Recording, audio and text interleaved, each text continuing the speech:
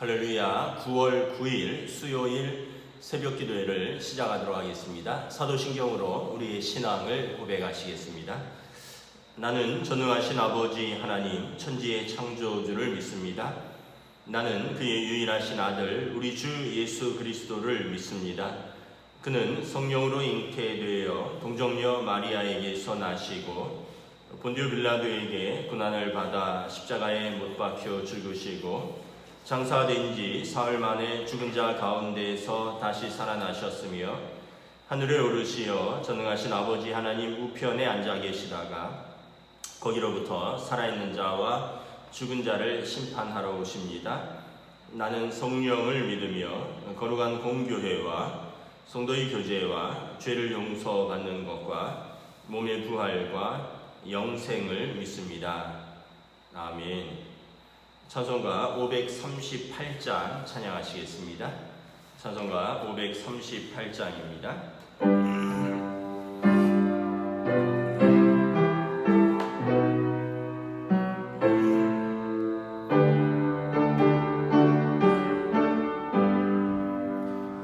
죄짐을 지고서 고나거든 내 마음속에 주 영접하며 새 사람 되기를 원하거든 내 그 주를 영접하라. 의심을 버리고 그 주를 영접하라. 마음을 다 열어놓고 내 그 주를 영접하라. 정결케 되기를 원하거든 내 마음속에 주 영접하며 생명 승하시기 원하거든 그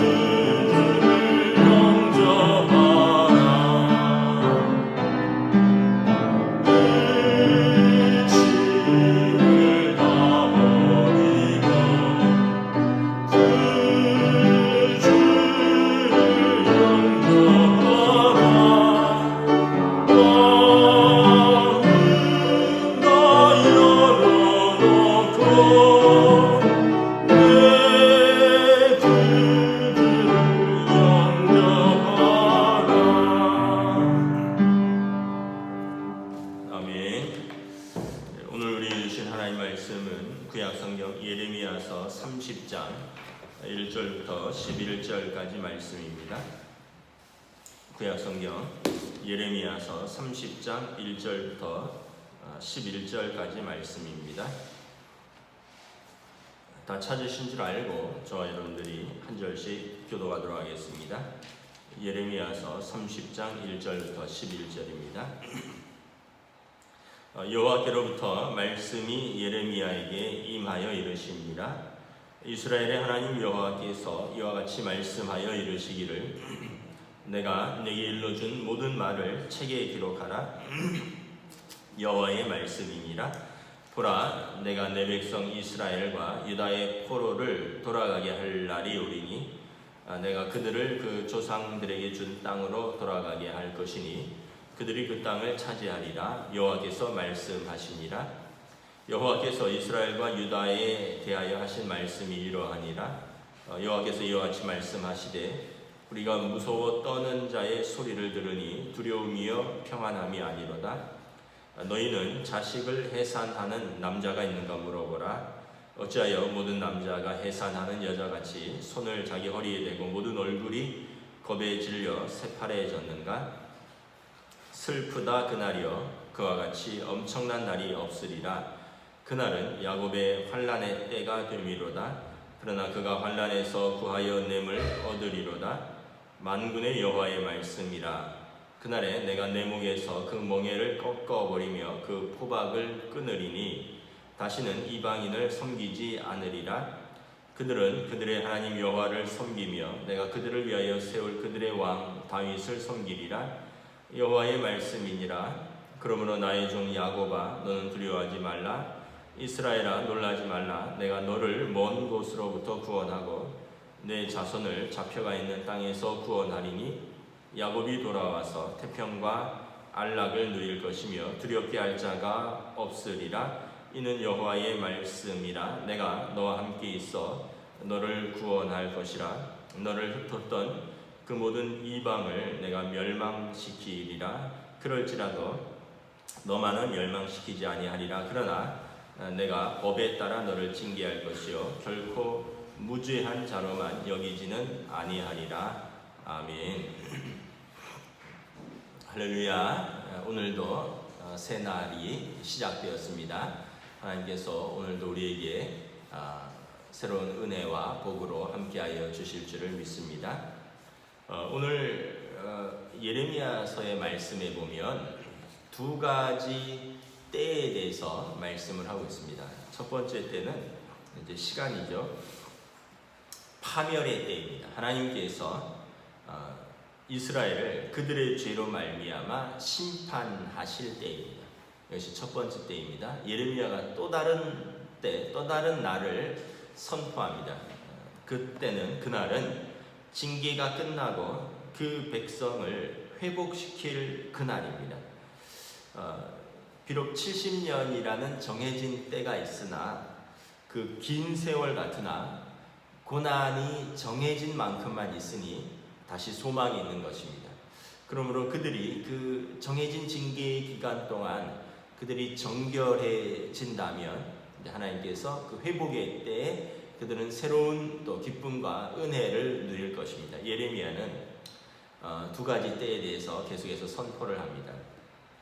사실 첫 번째 때에 대해서 여러 번 선포를 했지만 유다의 왕과 또 그 백성들이 그 때를 이제 믿지 않았고 그래서 결국은 그때가 닥치고야 말았습니다. 지금은 이제 시드기야 때라서 완전히 멸망한 때는 아닙니다. 그러나 역사적으로 이미 그들의 동족인 북이스라엘이 아시리아에 의해서 완전히 짓밟히는 것을 경험했습니다. 그리고 시드기야도 자기 그 윗대에서 벌써 여호야김 왕 때 그리고 여호야긴 왕 때 두 차례의 침공에 있어서 그리고 나라가 밟히고 이미 조카 여호야긴 왕이 그의 신하들과 함께 포로로 잡혀가는 것을 경험하고 그리고 성전의 중요한 기물들을 빼앗겼습니다. 그럼에도 불구하고 아직 때를 분별하지 못하는 거죠. 시드기야는 이집트랑 손을 잡아볼까? 아니면 연합군과 손을 잡고 바벨론과 맞서볼까? 아니면 바벨론을 섬길까? 우유부단하게, 그리고 하나님을 신뢰하지 못하고 계속해서 자기가 뭘 해보려고 하다가 예레미야의 심판의 경고도 듣지 않고 결국은 시드기야 때에 그들이 완전히 심판과 멸망의 때를 경험하게 됩니다. 주전 586년에 시드기야는 전쟁에서 사로잡히고 그의 아들들은 왕 아버지 앞에서 다 죽임을 당하고, 시드기야 왕은 두 눈이 뽑히고 손과 발에 쇠사슬을 차고 무려 1000km나 되는 이 바벨론으로 비참하게 끌려가는 것입니다. 그래서 오늘 그 4절 5절에 보면 이스라엘과 유다에 대해서 하신 말씀이 있습니다. 5절에 보면 여호와께서 이와 같이 말씀하시되 우리가 무서워 떠는 자의 소리를 들으니 두려움이요 평안함이 아니로다. 너희는 자식을 해산하는 남자가 있는가 물어보라. 어찌하여 모든 남자가 해산하는 여자같이 손을 자기 허리에 대고 모든 얼굴이 겁에 질려 새파래졌는가? 슬프다 그날이요 그와 같이 엄청난 날이 없으리라. 그날은 야곱의 환난의 때가 되미로라. 오늘 그 유다의 남자들의 두려움을 해산하는 여인의 두려움에 묘사하고 있습니다.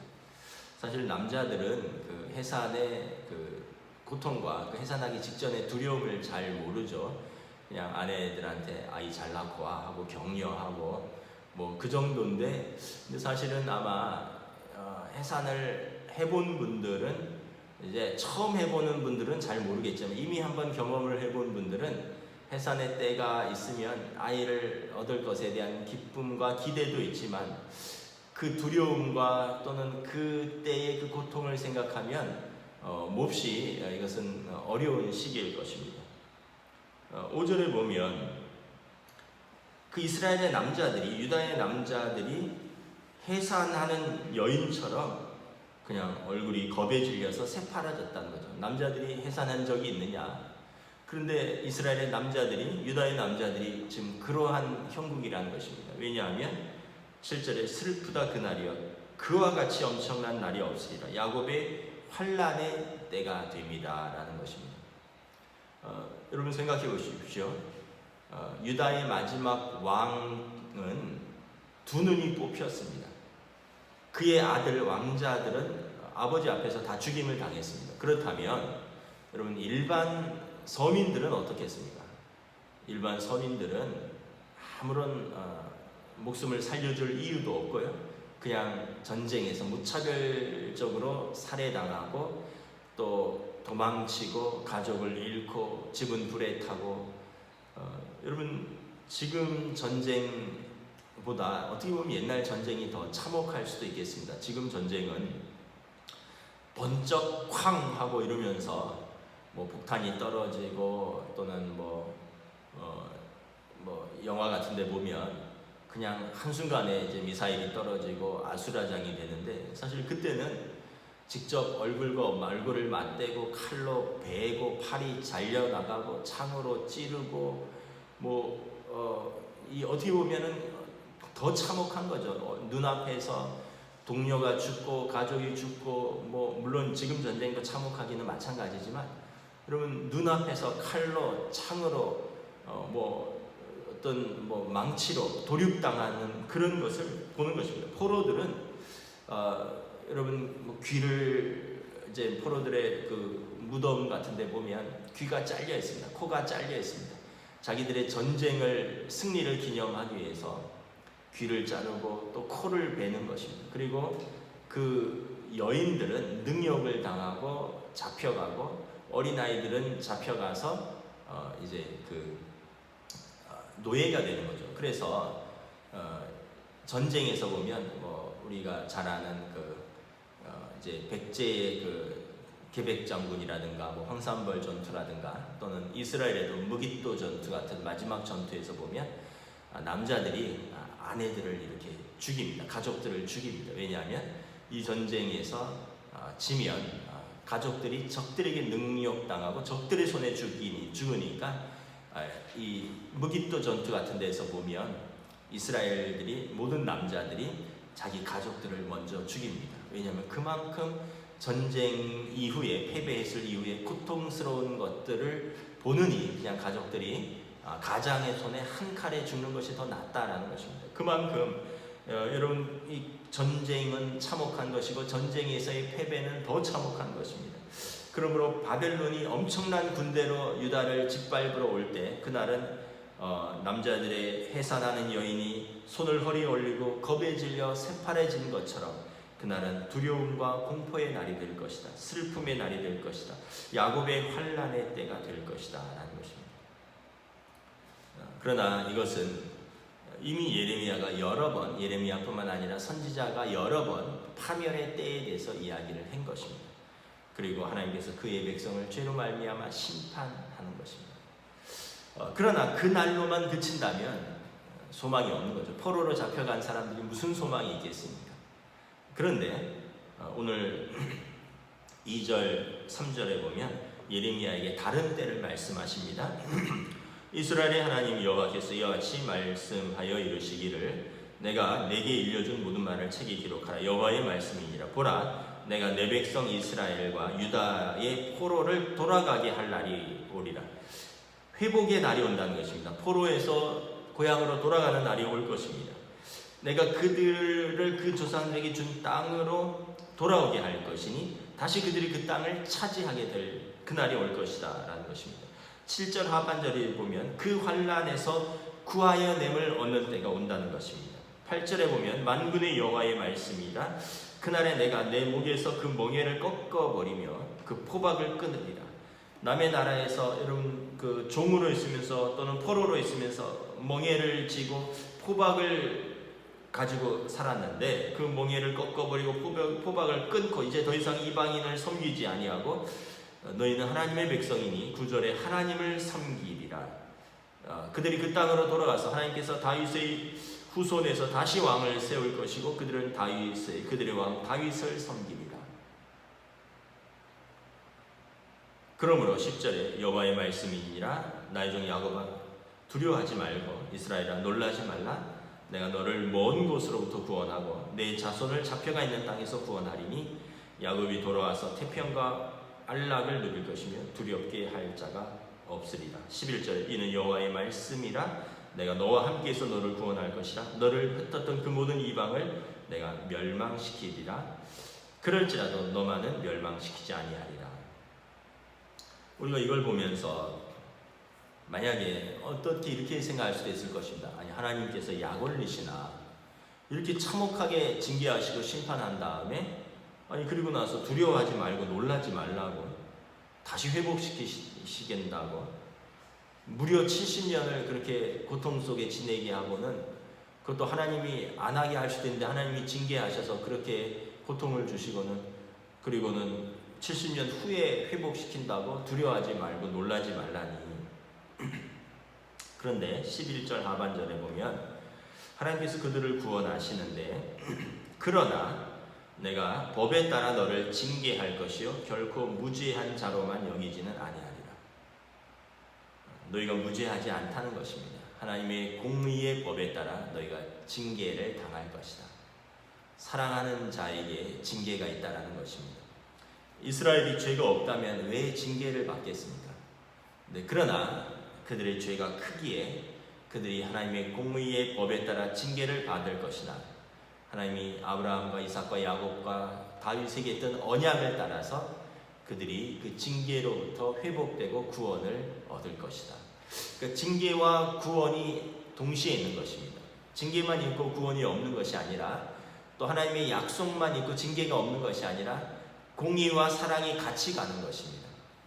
하나님의 언약의 백성이라 할지라도 그들이 죄 가운데 있으면 하나님의 법에 따라 징계를 받을 것입니다. 그러나 징계로 끝이 아니라 징계 이후에 회복될 것입니다. 또 하나님께서 죄 지은 자를 징계만 하지 않으실 것입니다. 버려두지 않으실 것입니다. 왜냐하면 그들을 언약의 백성이기 때문에 그렇습니다. 그들은 하나님과 자녀와 부모와 자녀의 관계, 아버지와 자녀의 관계이기 때문에 자녀를 영원토록 버리는 아버지가 없다는 것입니다. 징계하지만 다시 그 자녀를 거두실 것입니다.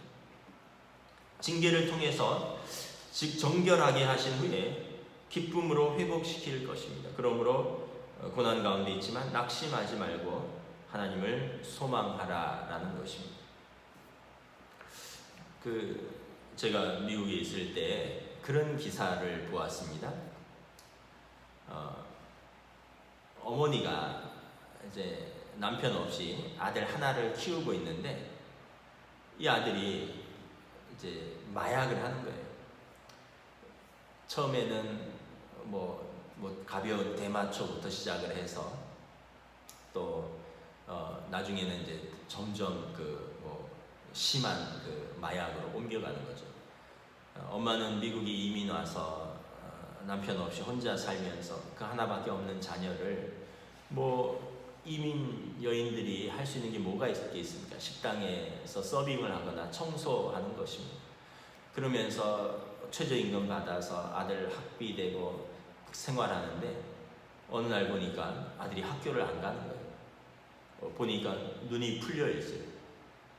애가 정신이 없어요. 잠을 자지도 않고 또 흥얼흥얼거리고 또 어느 날은 잠에서 못 깨어나고 알아보니까 마약에 중독되어 있는 거죠. 그래서 처음에는 교회도 데려가고 병원도 데려가고 그런데 이 통제가 안 되는 거예요. 왜냐하면 아버지가 있는 것도 아니고 형제들이 가족 엄마와 아들만 있는데 엄마는 하루 종일 일하러 나가 있고 아들은 친구들하고 마약하고 결국 엄마가 어떻게 했느냐 하면 경찰에 신고를 했습니다.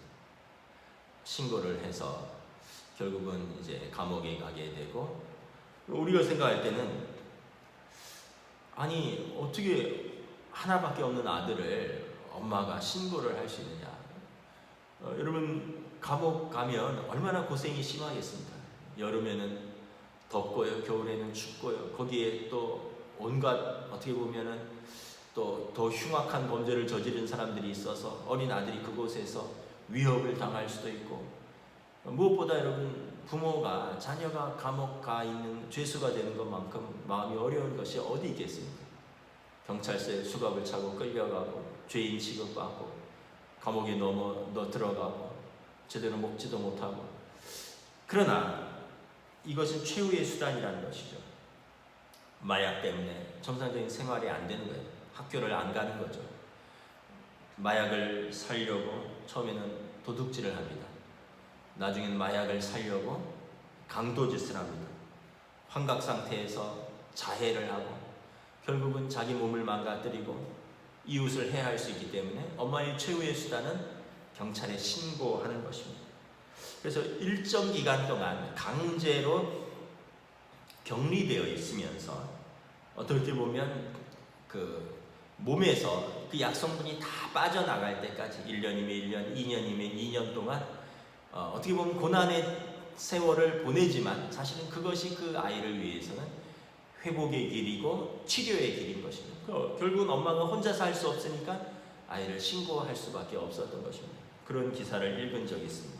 하나님께서 이스라엘과 유다에 대해서 여러 번 말씀하셨습니다. 선지자들을 보냈고 하나님께서 친히 때로는 작은 징계도 행했습니다. 그런데 작은 징계도 금방 잊어버리고 선지자들은 무시하고 때리고 능욕하고 죽여버렸습니다.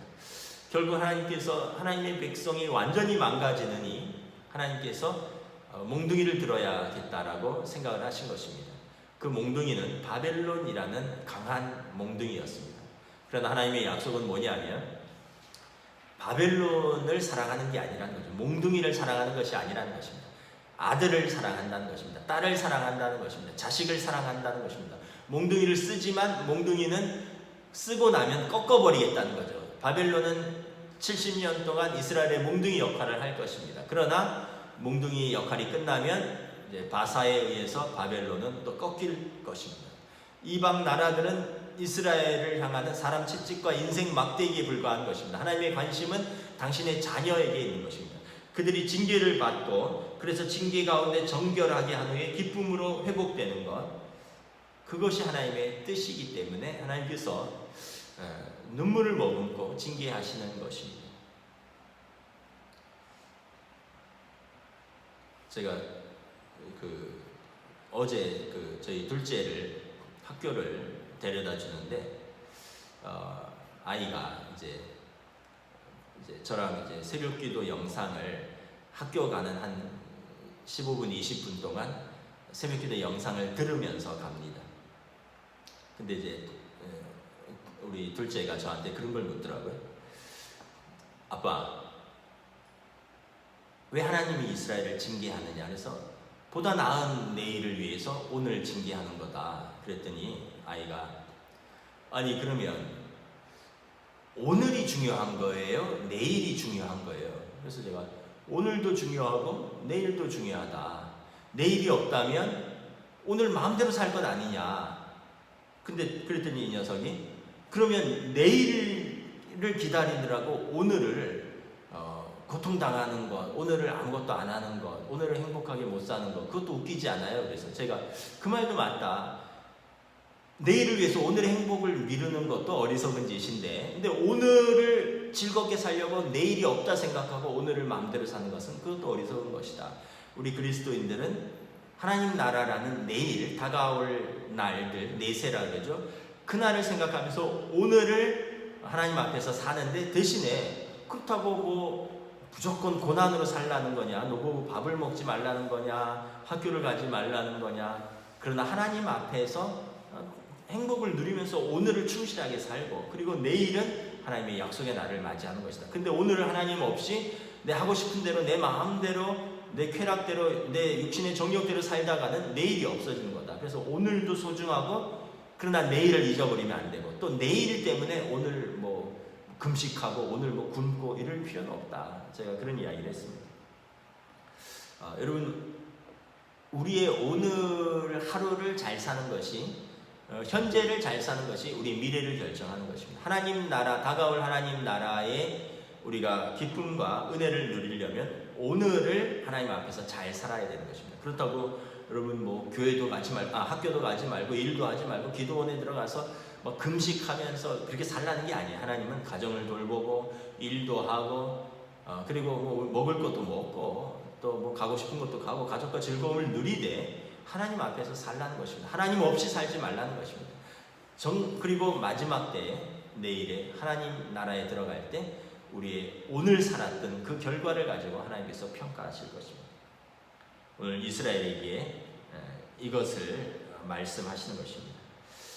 너희를 회복시키고 너희를 사랑하는데, 그러나 내가 법에 따라 너를 징계할 것이요 결코 무죄한 자로만 여기지는 아니하리라. 하나님은 사랑의 하나님이시고 동시에 공의의 하나님이십니다. 여러분, 오늘 하루를 하나님의 뜻에 따라 살면서 하나님의 은혜와 사랑 가운데 거하는 복된 날 되시기를 축복합니다. 기도하겠습니다. 예레미야의 예언처럼 하나님께서 이스라엘에 대해서, 유다에 대해서 여러 번 심판을 예언하셨고, 그러나 결국 그들이 불순종하고 선지자들을 외면하고 능욕하고 불순종하였기에 하나님께서 그들에게 최종 심판을 가하셨다 말씀하십니다. 아직 심판은 다가오지 않았고 시드기야 왕 때 이 심판을 예언하는 것입니다. 그날은 남자들이 해산하는 여인처럼 두려워 떨며 얼굴이 새파래지는 날일 것이고, 슬픈 날이요 그와 같이 야곱의 환난의 때가 없던 날을 맞이할 것이다.